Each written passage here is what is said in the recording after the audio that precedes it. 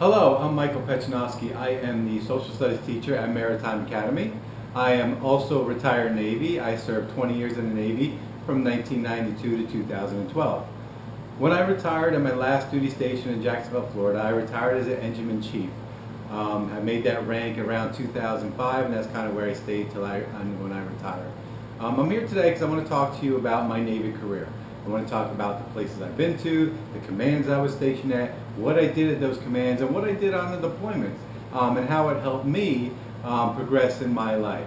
And so I want to start off, and I have to start when you go to any military branch, you start off in boot camp. That's where the journey begins in boot camp. When I joined in 1992, the Navy had 3 boot camps in the United States. They had Orlando, Florida, San Diego, California, and Great Lakes, Illinois. I was fortunate enough to go up to Great Lakes, Illinois. That's where I spent a little less than 9 weeks, about 8.5 weeks. The first few days you go to processing, and then after that you do your 8 weeks of boot camp before you finally get to graduate. What I'm going to do now is I'm going to show you some pictures about what boot camp was like and what I learned at boot camp and what's the real purpose of boot camp. Boot camp is tough. It has to be tough. That's why they call it boot camp. This is where you're going to determine if you're able to even perform in the military. As you can see in this picture, the first thing they're doing is they're mailing all the personal possessions home. They're only allowed in boot camp what the Navy gives you. You can also notice in the picture they're all wearing the same uniform. This is known as their processing days. They all wear their sweatpants and their sweatshirts until their proper uniforms are ready when they come back from the tailors. When that's done, then they'll all have the same uniform that they're going to wear, and they're going to perform their daily tasking until they graduate from boot camp. Physical readiness. Physical readiness is very important, especially to graduate boot camp. In order to graduate, you have to be able to perform a certain amount of push-ups, a certain amount of sit-ups, and you have to run 1.5 miles in a certain amount of time prior to graduation. Now, this isn't done right away. You slowly build up before you take the final physical readiness test, which you will toward the end of boot camp. Most people are prepared and ready by the time they get to this point. Navy uniforms. In boot camp, I was taught how to wear the different types of uniforms. You have uniforms for the winter, and you also have uniforms for the summertime. Everybody will learn how to wear them, and they'll all wear them the exact same way. As you can see in this picture here, this young sailor is being taught by the company commander the properly way to wear the cover. This is one of the first things that they teach you, and everybody's going to learn how to do it exactly the same way by the time they graduate boot camp. Every day in boot camp was busy. There was always something to do. The day starts at 4 o'clock every morning when you get up. From there you go right to breakfast, and then the day begins no matter what it is, whether it's physical readiness test, whether it's learning how to march, whether it's getting information, whether it's going to the schoolhouse. There's so many things that you have to do. And you won't believe it, but those 8 weeks in boot camp really do go by fast. Before you know it, once you establish the routine, you're just going on every day. At 10 o'clock at night, p.m. is lights out. That's when the day ends. You go to sleep, you wake up, do it again the next day. So what did boot camp teach me? Boot camp taught me a lot of things. One of the most important things it taught me was discipline. When I left for boot camp, I didn't have much discipline. But by the time I graduated, I had plenty of it. It taught me how to march. It taught me how to properly wear the uniform. It taught me how to live in close quarters. The most important thing it taught me was teamwork, how to work as a team. In order to graduate boot camp, you have to work as a team. You have to depend on each other. That's how I made it through 20 years in the Navy, with the teamwork that I had not only with me, but with my fellow sailors. This is my boot camp picture. I was 19 years old, getting ready to graduate, and getting ready to join the fleet in the United States Navy. Once I graduated boot camp, before I went to my first ship, I went to an engineering school because that's what my rate was. That's what was my job going to be. It was going to be as an engineer. So I went to school for a little bit, for a few months, to learn basic things on how to use tools, the different types of tools, and basic engineering skills that I needed that was going to help me once I got to my first ship. And I got to my first ship. It was the USS Gallery, FFG 26, home ported out of Pascagoula, Mississippi. I have a picture of the Gallery right here. And I'll show you better pictures in this presentation. That's my first ship, the Gallery, and I made 2 deployments on that ship between 1993 and 1995. Both deployments were to the Middle East. Our job over there in the Middle East into the Persian Gulf was Operation Deny Flight. We had sanctions against Iraq at the time, and Iraq was only allowed to fly in certain zones that we allowed them to go into. So we made sure they didn't fly out of those designated zones that they were supposed to fly into. Twice the deployments were 6 months at a time, and I went to a lot of different places along the way. What I did get from those deployments, so they got some cruise jackets here. And the cruise jackets kind of tells you everything you did, all the places you went through. To get to Iraq, we had to go through the Suez Canal, Southern Watch or Deny Flight, that was our mission over there. And the different places that we've been to. That was a while ago, so I don't really remember everything that I've been to, but I know we went to places like Bahrain, and then we went to the Europe as well as we went to some European countries, Greece, Spain, the United Arab Emirates, and the Persian Gulf as well. So we stopped at a bunch of places along the way. That was my '93 cruise jacket. This here is my 1995 cruise jacket on my second deployment that I made on that ship. Same thing as well. Places Bahrain, we went to Pakistan, we went to several countries in Africa, and then we also went to some other Mediterranean countries like Spain. I think I have Greece over here as well. So this is my second cruise jacket that I got from the gallery before we made our way back to Pascagoula. In 1996, the gallery is going to decommission. They're going to be sold to the Egyptian Navy. From last I heard, it is still active today and is part of the Egyptian Navy. No longer is an American ship, but is now an Egyptian warship, and they're still using it as far as I know. Here are some better pictures of the USS Gallery while it was an active duty U.S. warship. Likely it's getting ready for deployment in these pictures, and probably in the Persian Gulf, where the Gallery spent a lot of its time while it was active. Deployments can be long, and while we're out to sea, we find ways to entertain ourselves. What we're doing here is known as a Steel Beach Picnic. This is where we'll get the grills out on the flight deck, and we're still grilling for the crew. On the menu that day is chicken and hamburgers. We had a lot of fun that day. One good thing about the Navy is that you'll go to places you never would imagine going before. Here we had a port stop in Petra, Jordan, where we got to see the lost city of Petra and got to see some ancient ruins and temples. It was pretty interesting exploring the area right there. Here we stopped in Eritrea, Africa, where we got to spend time with a peacekeeping mission with the locals. After the USS Gallery decommissioned in 1996, I was off to my next command, the USS Kidd DDG 993, home ported out of Norfolk, Virginia. Now, interesting story about the Kidd. The United States built 4 Kidd-class destroyers. All 4 were designed to go to the Shah of Iran. But the Iranian Revolution of 1979, followed by the hostage crisis, after that the U.S. decided they were not going to give those ships to Iran anymore, and instead decided to keep them for ourselves. 2 are going to be stationed in Virginia, 2 of them are going to be in California. I go on the Kidd itself, DDG 993, out of Norfolk, Virginia. Here's a picture of the USS Kidd, and I will show you better pictures of it into this presentation. Now, I was only on board for 2 years, 1996 to 1998. The Kidd will decommission in 1998. But in those 2 years, I was actually able to make one deployment. That deployment was to the Caribbean. What our mission was to stop drugs from coming into this country. It was known as counter-drug operations. We would partner with the Coast Guard, and we would try to stop ships that had drugs on them from coming into this country. We did catch a few. We did stop a few. Some we couldn't catch, but they're faster than us. But we did what we could, and we did what we had to do. And overall, our mission was a success. Here are some better pictures of the USS Kidd steaming away from its home port, Norfolk, Virginia, on its way to do counter-drug operations in the Caribbean. By the time I left the Kidd in 1998, I took a lot of valuable skills with me. I was an engineer, as you recall, and I worked on many things, whether it's distilling plants, air conditioning units, air compressors, whatever it was. If it was mechanical, I likely worked on it. When I left the Kidd in 1998, I left with the rank of an E5. I was a petty officer 2nd class, and I was on my way to my next duty station. In 1998, when I left, I decided to return back to Pascagoula, Mississippi, and I was stationed at Naval Station Pascagoula at Port Operations. What we did over there was pretty much service to the fleet. Pascagoula at the time had about 6 ships assigned to it, and we were in charge of helping them come in and out of port.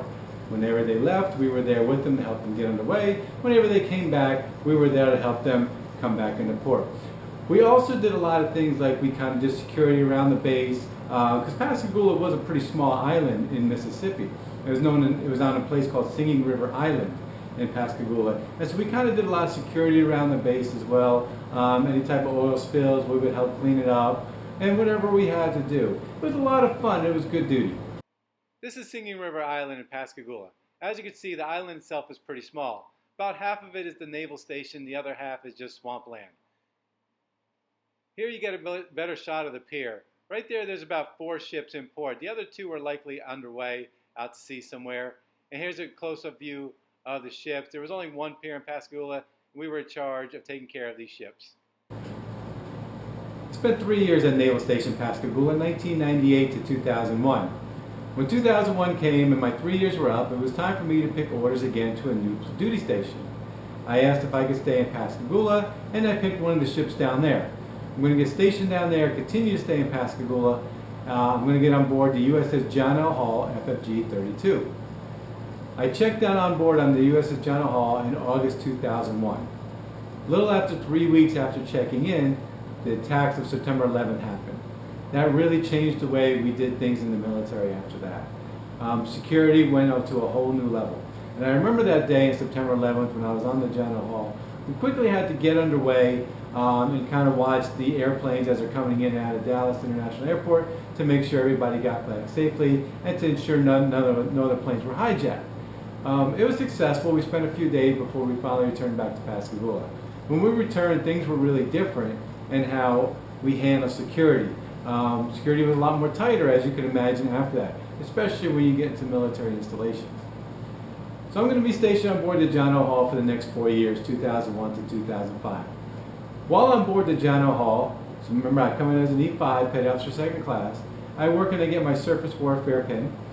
From there I move on to I get promoted to the rank of E6, Petty Officer First Class.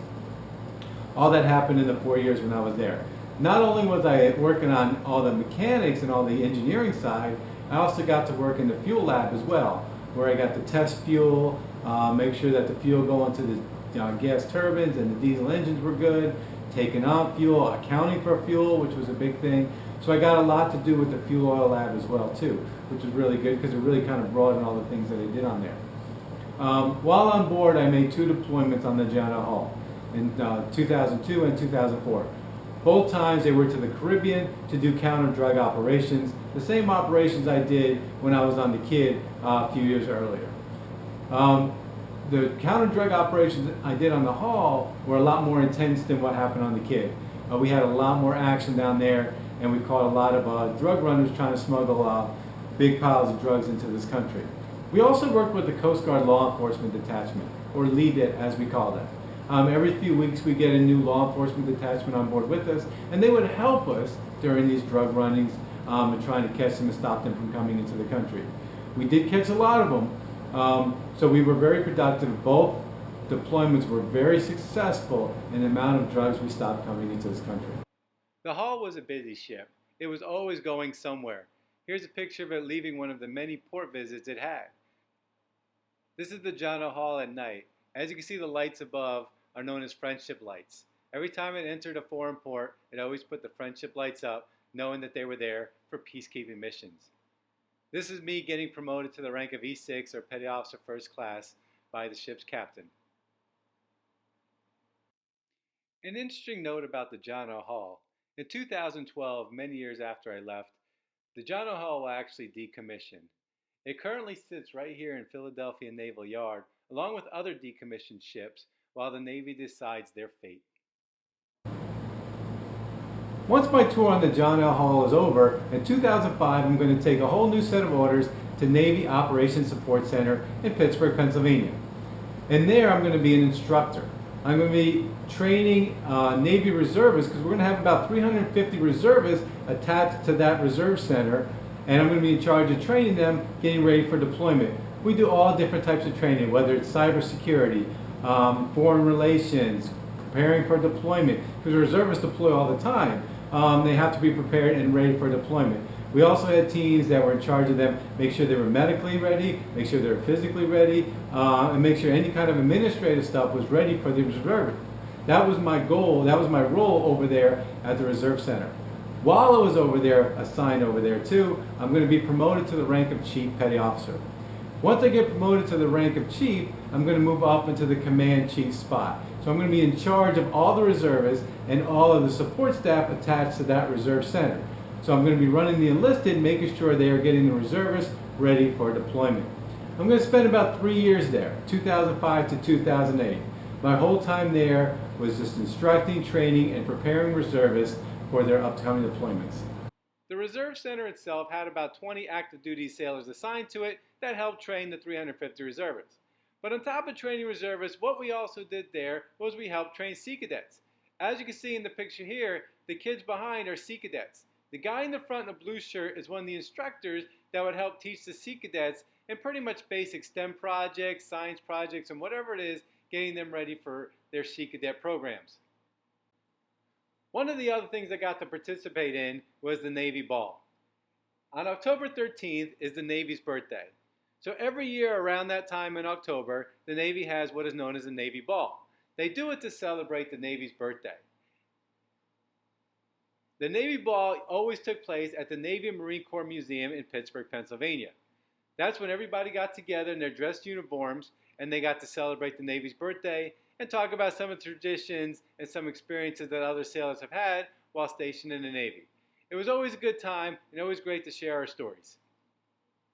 This picture was taken at one of the 3 Navy balls I attended while stationed up in Pittsburgh. As you can see here, I'm pictured with my other fellow Navy Chiefs as we partake in all the festivities of that year's Navy Ball. After my 3 years at the Navy Operations Support Center in Pittsburgh were up, it was time for me to find new orders again. Well, in 2008, things were really challenging for the military as a whole with everything going on. We had troops over in Iraq and we had troops over in Afghanistan all at the same time. The Army was stretched very thin. What's going to happen is they're going to start a program known as the Individual Augmentee Program. That's where the Army is going to start pulling sailors and airmen from the Air Force to help them as they deploy to places like Iraq and Afghanistan. What was happening was the Army, the people in the Army, the men and women, they were making too many deployments. They were deploying, coming home, deploying back. They were going to Iraq, coming back, going to Afghanistan. And so what they did was they decided to pull people from the Navy and pull people from the Air Force to help them. I volunteered to help them. In 2008, instead of going back to a ship where I thought I was going to go, I ended up going to Fort Riley, Kansas to train with the Army to prepare myself for deployment in Afghanistan. Things were going to be a little bit different after that because it was some things I wasn't really used to.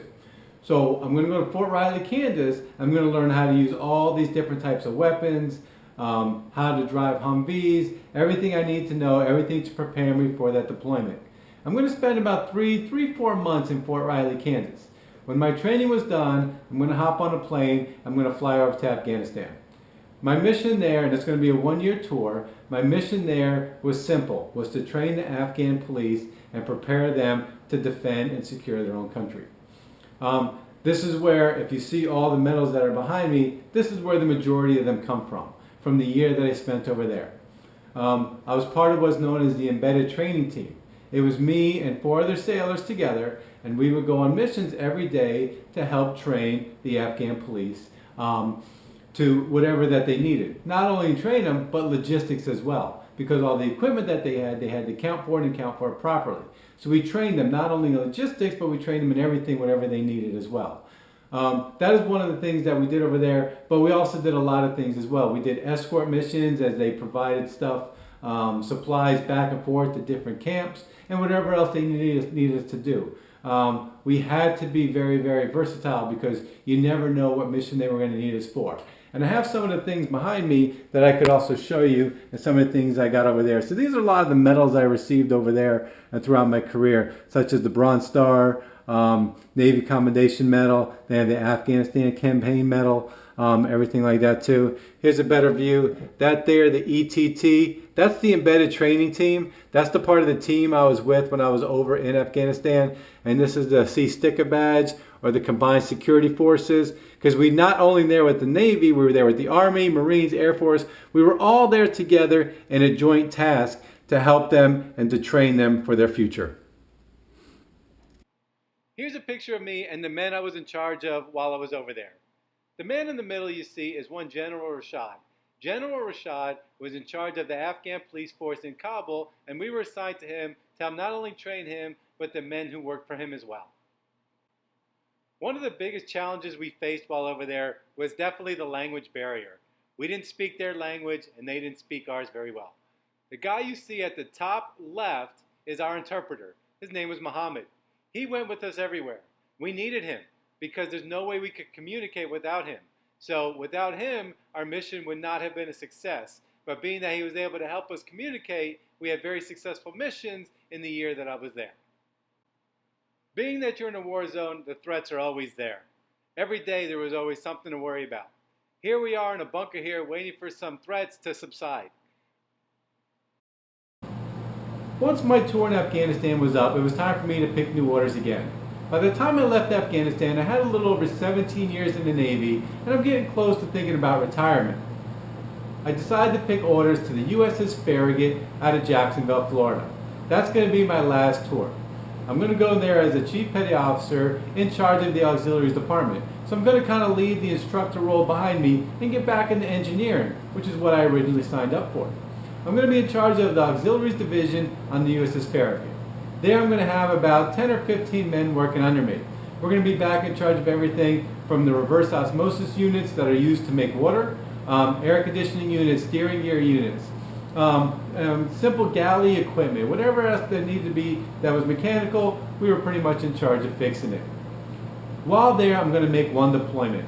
That deployment is going to be, most of it's going to be spent in the Red Sea doing counter-pirate operations.